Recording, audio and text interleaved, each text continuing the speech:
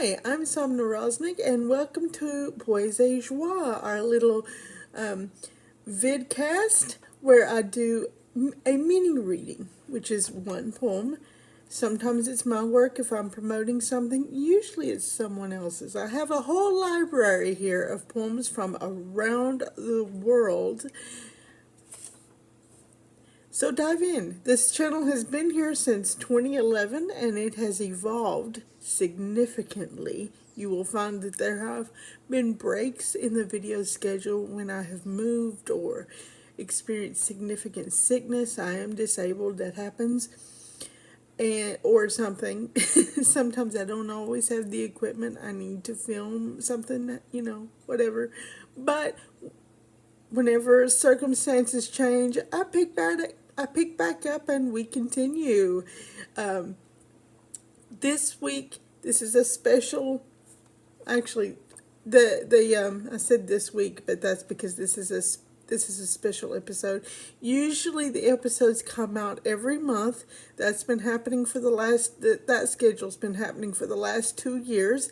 And if you notice, sometimes I'll be wearing the same outfit for several episodes. That's because I film them in blocks usually, so that I can keep up the schedule on a regular basis and upload them monthly.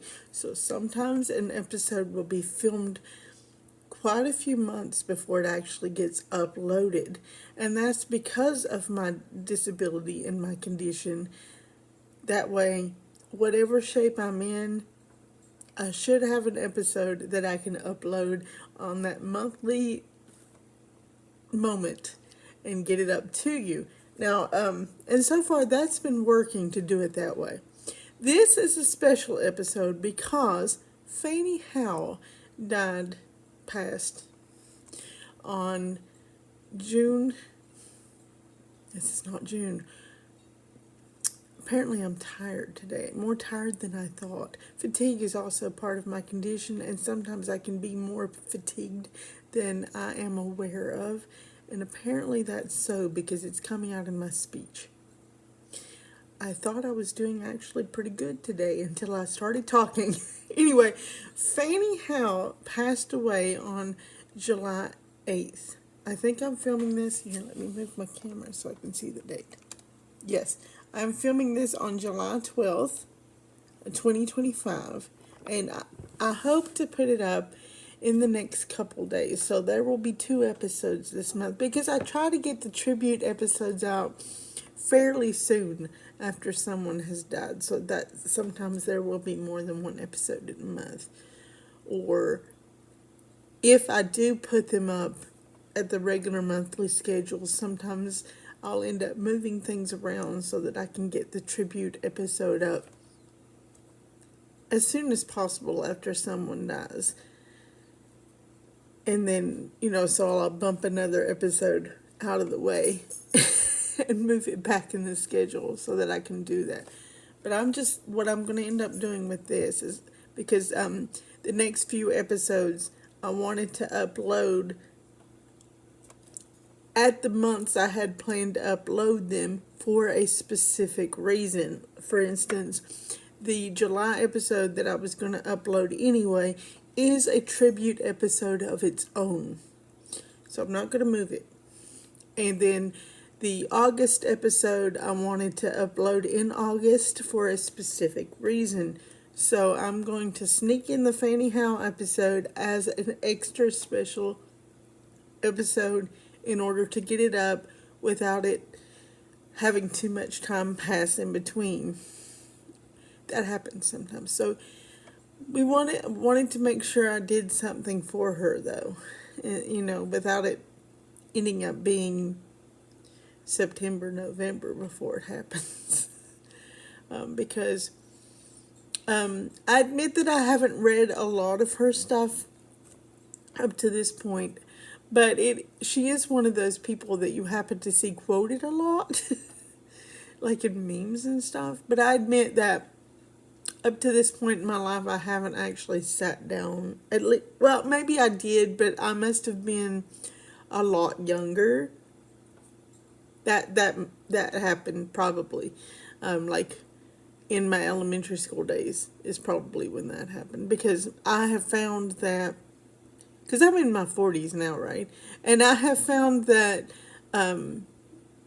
a lot of the stuff that I read when I was very, very young, I'm beginning to forget. So, like, I'm starting to go back and reread a lot of that stuff. Because whenever I was in third, fourth, fifth grade, sometimes as young as first grade, I was reading, like, Charles Dickens and stuff. I was reading the heavy classics. I wasn't I wasn't reading just the stuff we were given to read in school. I was always a big reader.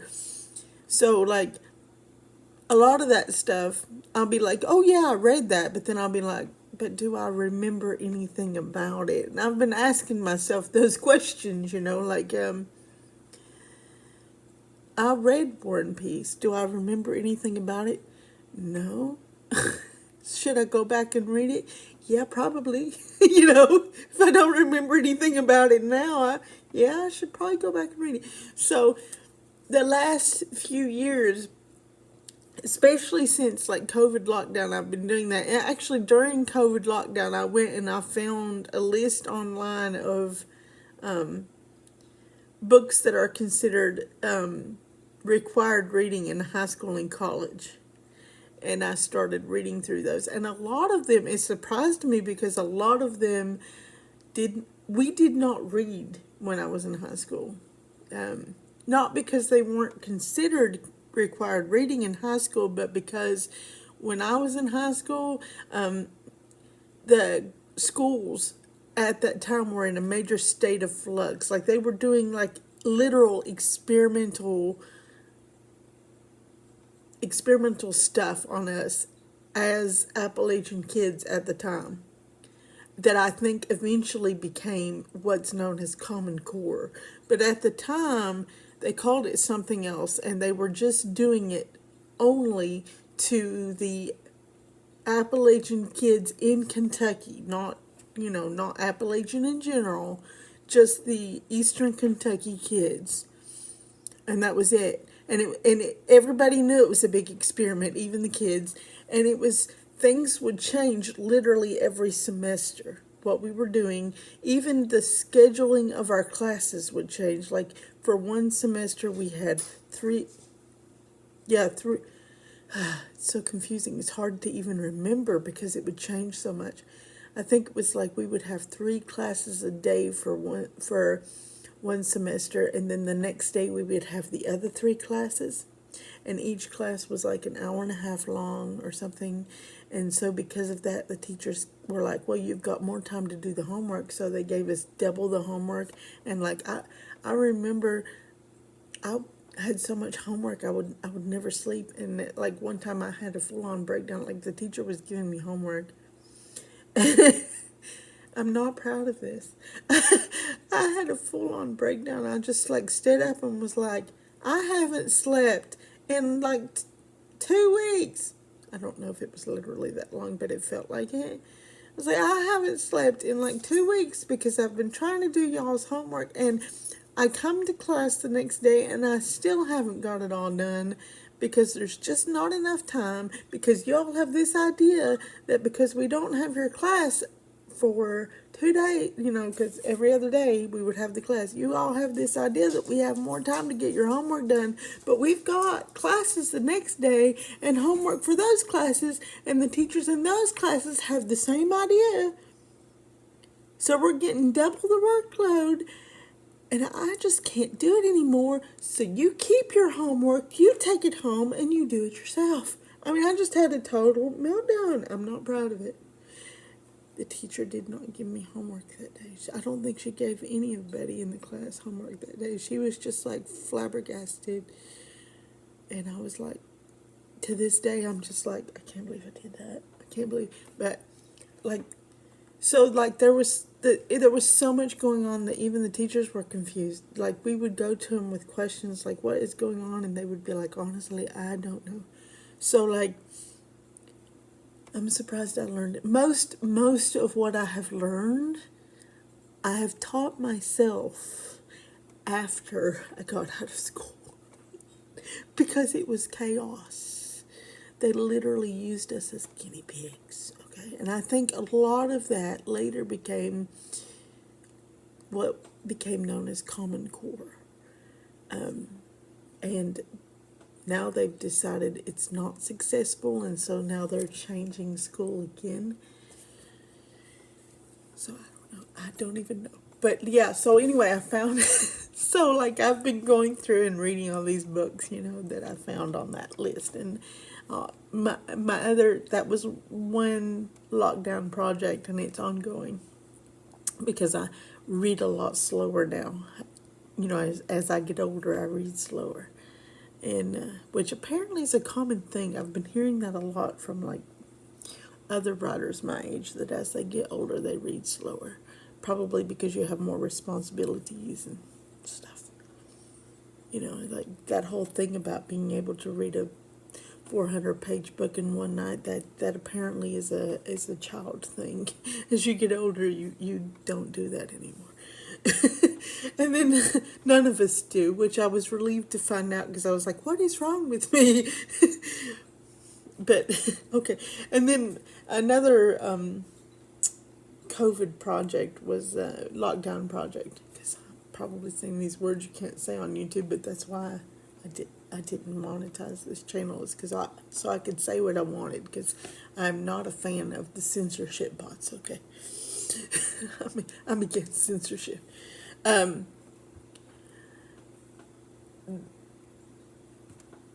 Another one was I decided to learn more about Cherokee culture, because my mother's side are all Cherokee, and so that's been fun. And really eye-opening, because like I've been learning things about the Cherokee culture, and then I would go, oh, that's why my family does that. That's why my family has this family, because like my family does things and they don't even know why they do them anymore. They just do them. It's a family tradition. And then like, because we've been sort of divorced from the tribe, the nation, since removal, right? More or less. Like, the bloodline is still there, but as far as being officially part of the tribe, not since removal, right? That's something they gave up in order to stay in the homeland. And so it'd be like they do these things, but they don't remember why anymore. It's just like the family tradition is what you do. It's how you show respect for your elders, but they don't, And then like I'll be learning these things, and then I'll be like, that's why we do this thing. Wow, that's really interesting, because that's, and that's the actual word for that. Because I've been calling it this other thing all these years. And sometimes this word that I made up for it is actually real similar to what the Cherokee call it. It's fascinating. But anyway, that's and it meant to be, originally it was just meant to be something to occupy my time during lockdown, because I couldn't go anywhere, and I've been kind of a shut-in since 2018 anyway with my health. Something to occupy my time so that I didn't go bonkers and end up with depression and stuff, which I sort of did anyway, because adjusting to... I used to be a real active person, like in my own way. I was an extremely active person. I was out there doing things, and then couldn't be out there doing things anymore because of my health, and it's an adjustment, So I do these research projects and read a lot or whatever to give myself this, at least keep myself mentally active, And, it ended up becoming, both of those projects ended up becoming an ongoing thing with reading the required reading list and then in studying the culture and thing. But I'm thinking Fanny Howe was probably one of those things that I read whenever I was real young like that, and after 30 or some years, it's like I read it, but I don't really remember, because because it was so long ago, like War and Peace. I read it, but don't really remember it, so I should probably read it again. You know, I'm sure it happens to all of us, just like that whole phenomenon with, as you get older, all of us end up slowing down with how much we can read. You know, was actually kind of relieved to find out that that's a thing for all of us, because at first I was like, what's wrong with me? You know, because I thought it was actually part of my disability. Illness was actually causing me trouble, because it does, with concentrating and stuff. I thought it was part of that, and then, you know, talking to people and stuff, and then I realized that that's just a thing.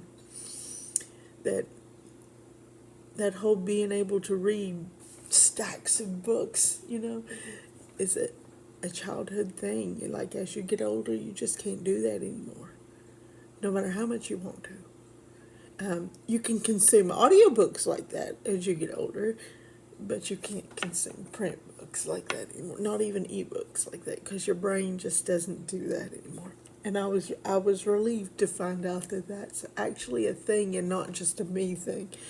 And apparently over time you will forget the things that you read when you were really young, at least some of them.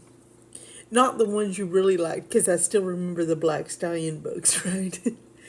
If you're my generation, you probably remember the Black Stallion by Walter Farley. But the harder material that you read when you were younger, like War and Peace and some of the Charles Dickens books, because Charles Dickens, you know, he's involved. He had so many different characters, and his plot lines were so involved that it's hard to remember all the details, right? Because it was so long ago. Things like that. Sometimes we go, I need to reread that. Maybe, you know, that's a thing too. That's a thing too. And I'm thinking Fanny Howe falls into that category with me. And then when she died, I was, you know, that's what made me think about it. I was like, because you see her quoted online all the time, so she must be like this really important canonical poet of the 20th century. And then I was like, I bet she falls in it. I'm going to have to go back and read her again. And then I was like, I'm definitely going to make a tribute video. But I found, in lieu of going back and reading her stuff again, which obviously I haven't had time to do yet because she just passed on the 8th, July 8th, and it's the 12th now. In lieu of that, I found some of her poetry on the Academy of American Poets website, which is a name that apparently I'm finding difficult to find in my brain sometimes here lately. But it's one of the most visited websites for poetry on the internet.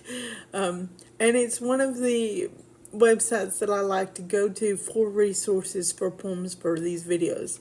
I like to go there, and I like to go to Poetry International Web. Anytime I use a poem for these videos, I try to reference my source material in the description box. If it's from a website, I will include the link in the description box. If it comes from a print book, and I point over here because I have a stack of books over here. If it's from a print book, then I will reference the print book in the description box. I will have the title, the you know how print books are usually referenced. I will have the title, the press, and the year of publication in the description box, so then you can go find it and buy it, or however you get your books. Everybody does that differently. But somehow or another, it will be referenced there so that you can find it. I'm not trying to steal anybody's copyrights or anything. I'm just trying to share the joy of poetry, which is why the video cast is called Poésie et Joie. Okay, this is Fanny Howe's poem called Loneliness. Fanny Howe was born in 1940, and of course she passed in 2025. 1940, so she was 3 years older than my grandmommy. My grandmommy passed in 2010. So, yeah. So Fanny Howe would have been in her 80s then. Yeah. Okay, this is called Loneliness. I did read it over once silently, not out loud, so we'll see what my mouth does with it now. But I like this one a lot, so I thought it was rather profound. Loneliness. Loneliness is not an accident or a choice. It's an uninvited and uncreated companion. It slips in beside you when you are not aware that a choice you are making will have consequences. It does you no good, even though it's like one of the elements in the world that you cannot exist without. It takes your hand and walks with you. It lies down with you. It sits beside you. It's as dark as a shadow, but it has substance that is familiar. It swims with you and swings around on stools. It boards the ferry and leans on the motel desk. Nothing great happens as a result of loneliness. Your character flaws remain in place. You still stop in with friends and have wonderful hours among them, but you must run as soon as you hear it calling. It does call. And you climb the stairs obediently, pushing aside books and notes to let it know that you have returned to it. All is well. If you don't answer its call, you sense that it will sink towards a deep gravity and adopt a limp. From loneliness, you learn very little. It pulls you back. It pulls you down. It's the manifestation of a vow never made but kept. It will go home now and forever in solitude. And after that, loneliness will accompany you to every airport, train station, bus depot, cafe, cinema, and onto airplanes and into cars, strange rooms and offices, classrooms and libraries, and it will hang near your hand like a habit. But it isn't a habit, and no one can see it. It's your obligation, and your companion warms itself against you. You are faithful to it because it's the only vow you made finally when it was unnecessary. And you figured out why you chose it. Years later, would you ask it to go? How would you replace it? Oh, I read that wrong. My apologies. If you figured out why you chose it years later, would you ask it to go? How would you replace it? No, saying goodbye would be too embarrassing. Why? First, you might cry. Because shame and loneliness are almost one. Shame at existing in the first place. Shame at being visible, taking up space, breathing some of the sky, sleeping in a whole bed, asking for a share. Loneliness feels so much like shame. It always seems to need a little more time on its own.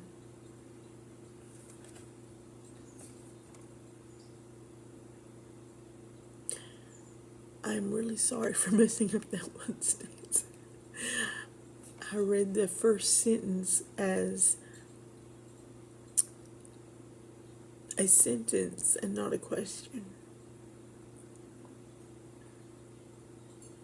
I really like that poem, though. Like I said, it's on poets.org, and I will include the link in the description so you can read it yourself, and then you can read it without my mistake in it.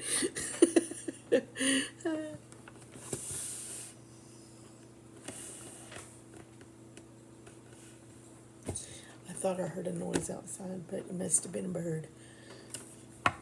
Sometimes I've got this big window in my door, And most of them, because I've been feeding them for 3 years now, and ever since my Great Dane died. I tried feeding them when she was alive, but she was really friendly. And she was really friendly with them too, and being friendly with wild birds just really doesn't mix, and she didn't understand that. And so I had to not feed them with her because she wanted to be their friend so bad, and they were like, "What is wrong with you? Let us eat." You know, it scared them. So, but anyway, after she died, and she died, what is this, 2025? She died in 2022. She only lives, she would have been 6 years old in a week when she died. She got lymphoma, and, I couldn't afford the big fancy treatments for a dog. Although if I would have, because she was my service dog. I trained her myself. So there was a lot of work and a real close connection there. It takes a lot to train a service dog, and she was so good at her job. But I couldn't afford chemo for a dog. So they gave her steroids until the steroids didn't work anymore with the swelling and the pain, and I wasn't going to make her be in pain unnecessarily, So when the steroids stopped, when it was obvious, because the swelling came back, that the steroids, and the swelling started coming back, and she started pacing, and I know when a dog starts that pacing and they won't lay down and go to sleep at night, that it's end of life. That's end of life. Because I've seen it before, and she's not my first dog. She's not the first dog that I've brought to end of life. And she started that pacing and wouldn't lay down and get comfortable, And I knew it was end of life, and it was like the vet was closed. The vet closes in the weekend. And I was like, if you can make it till the vet opens, then that's all I will ask of you. That'll be it. And she did. And you know what really helped her to make it was playing live music. I say live, but it was like live concerts on YouTube. Playing studio albums didn't make no difference, but if I played concerts, that she seemed to perk up. She stopped pacing, and life came back into her as long as I had concerts playing. So music makes a difference, and that got her through the weekend. And then I was like, I'm not going to ask any more of you then, because I know when they start pacing, that's it. So it's like she's in too much pain, and when they start pacing,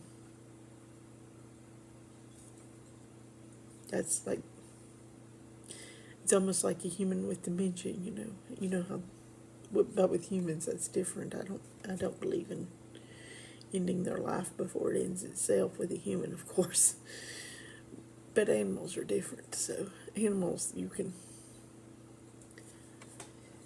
But anyway, when she died, then it was like, okay, now I can feed the birds, because she wanted to be the friend so bad, and it scared them, so I couldn't feed them with her around. She just wanted to be everything's friend. And it's like, you can't do that with birds. You got to give them their space, because they're so flighty, and it's a good thing, because there's cats out here, stray cats.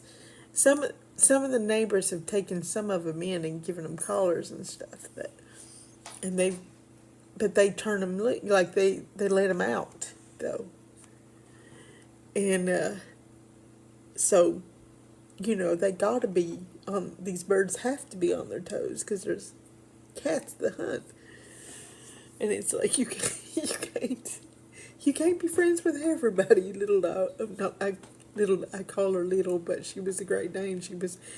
When she stood up on her hind legs, she was taller than me. So after she died, and I got this other dog that's a little, to me, she really is little. Now, other people say she's not. They say she's more like a medium-sized dog. but I'm used to a Great Dane, so to me she's little. But she's a Mountain Fox mix. And I was trying to think how tall she is, but honestly, I haven't really, I mean, to me, she just seems a little, she's bigger than a mini dachshund, but I'd say she comes up to like my knee. To me, that's little. She leaves the birds alone, and they don't mind her much. Like, I can let her out, and as long as I don't go out with her, they'll still come and eat. Because she leaves them alone. So I've been feeding them for the last 3 years, and I've got that big old window in the door, and most of them have learned by now to leave the window, that there is a window, because birds can't see windows, so they tend to fly into them. But since it's been 3 years, they have learned that there is a window there and to leave it alone. But now, when the fledglings hatch, when the fledglings first start flying, they're brand new and they don't know, and sometimes they'll hit it. It just takes once. Or sometimes they'll get to fighting real hard over the feeder, because where I am disabled, I would put the feeder out farther away from but where I'm disabled, everything has to be oriented around the porch, because I'm not able to walk out into the yard. I mean, I'm on a walker. So, like, the bird feeder is hanging on the porch right next to the door. Everything so that I can put bird feed in it, even in the winter when there's ice and snow everywhere. Everything's oriented around that door where I can get to it. Otherwise, I wouldn't be able to do it.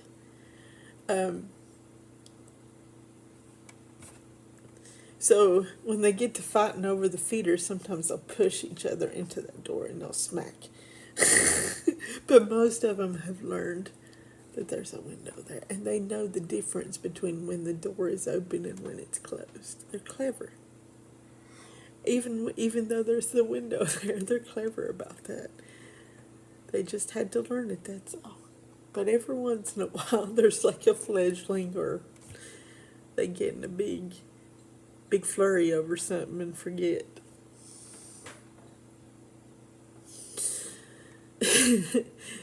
And then, there's blinds that I open and close there at night.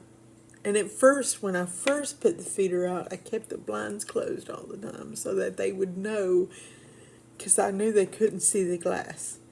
And then over time, I started like opening the blinds just a little bit. Just a little, and then a little bit more, and then a little bit more. And that's how I taught them that there was a window there, because I didn't want them killing themselves on it.